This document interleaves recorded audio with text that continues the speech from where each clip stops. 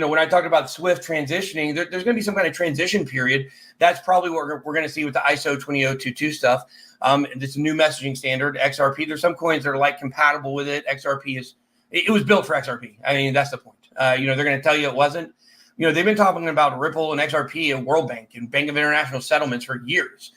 People have just missed all that stuff because they're watching crypto YouTube instead of the organizations that actually matter and run the whole financial infrastructure, like those that I mentioned. I'm not a financial advisor. So ultimately, becoming the payment rails for the new financial infrastructure, I couldn't have said it any better myself. That's exactly what it's doing. You look at the bank partners they're coming up with. Of course, once we get a little further into the appeal process or whatever, I think we're going to start seeing American bank partners. I mean, you've already got Bitwise to file for an XRP ETF. You got Grayscale to do the trust. Like, that's your institutional kind of message. That's your dog whistle that, okay, they're going to start easing up on stuff. It's like when Coinbase relisted everything, right? Do you guys think that Coinbase would have relisted everything like XRP if an appeal could have brought it down? No, they would have waited. Like, this was the dog whistle to move forward. So I think that when you look at everything they're doing, and you look at the stable coins, the real, I finally realized somebody told me it's not, I was calling it Arloost. It's real USD is the stable coin. Real, yeah. Arloost, I don't know if Arloost sounds bad, but I kind of like it. But real USD, I think that stable coin is going to rise through the ranks. I think that it's going to have staying power both on the BRIC side and the Western side. We're going to watch crypto split. Everything is going to be split between Western and BRICS, IMF and BRICS. It really is coming, and people don't understand it. And, XRP was built to create CBDCs. Like, it was built for that, right? A lot of people don't like it. They're coming one way or another. You don't want a crypto company making it at least. So the ability with the fast transactions and the XRP ledger, it just meets everything that the banking world needs and the institutional world needs. And now by adding the stable coin, now you're offering that one piece that you couldn't offer before. And now you're touching every single kind of payment rail that's really going through in the banking infrastructure. And I think that XRP is just in such a great position to dominate digital banking. Digital banking isn't really the way to say it, to digitize banking. I guess that's probably a better way to say it. The Swift is just so archaic. It's so archaic. They've not had and this is the number one thing that people miss with XRP, and they always have, and it doesn't matter how many times I say it, people still miss it. The thing is, your banking experience when you go in and deal with your teller at the bank, it's the same as it was 40 years ago. It hasn't changed. They do everything the same. They just made some things harder. Like, now you got to show IDs, and you might not be able to get your money for 5 days. And I'm sure that's because they don't trust people, right? It's not because they don't have the money.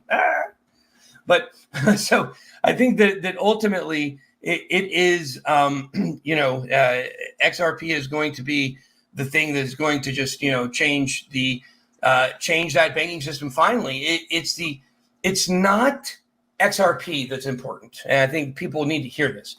Brad Garlinghouse told you this, actually. Brad Garlinghouse told you that. He said, hey, you know what? If the SEC shuts down XRP, we'll be fine. We'll just make another token and do it different. The token XRP is not important. What is important is it is the way that you utilize the financial arm of everything that Ripple has built for the banks, right? Which is, I've got it slipping my net. Is it RippleNet now? I think RippleNet's what they call it. RippleNet, yeah. Yeah, RippleNet. And then you have, what's the other? They were calling it on-demand liquidity. Didn't they recently change the name? They have RippleNet, they have on-demand liquidity. Yeah, I think they changed the name of ODL recently, but I have to check. Ripple Payments is called now. They rebranded it Ripple Payments, yeah. No, I like it. You know your stuff. That's good stuff. Yeah. So, so they rebranded that stuff, and that's what people have to understand is, like, when you go to your bank and things suck, and you're like, God, this, you hear all these horror stories of, these people can't withdraw their money or blah, blah, blah, blah. When you hear all that stuff, it's because they have outdated infrastructure. Finally, I compare it to, if you've ever worked retail, if you've ever worked at a mall shop, or you ever worked at Walmart, or you ever worked at Target, whatever, your store has a POS system. It's a point of sale. It's it's what the person is working on the little computer over there when they're checking you out, if they have to type anything in. And that is a system that's set up for retail. I don't really know what you call the banking one, but the banks have their own. They have their own kind of infrastructure, digital infrastructure that ties everything together. That's why nothing gets upgraded at banks, because that never changes. It's been the same system forever. That's why I'm still using Swift. I'm surprised they're not using Morse code and cans with strings on it. You know what I mean? So I think at the end of the day, I think that what people really have to understand is that RippleNet, it's the interface. It's the way that it integrates with the banks. And everybody says, oh, these banks will come up with their own. They haven't done it in 40 years. So the point is, it's almost impossible to do. And Ripple is a company that solved that. They had to go through this hard time to build the trust and show everybody.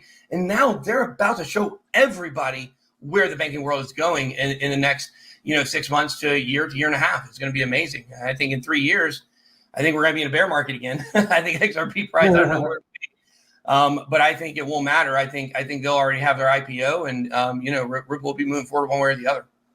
Well, there's a lot to unpack there. First, I love what you said. XRP, the token, is friendly for both BRICS nations and the US.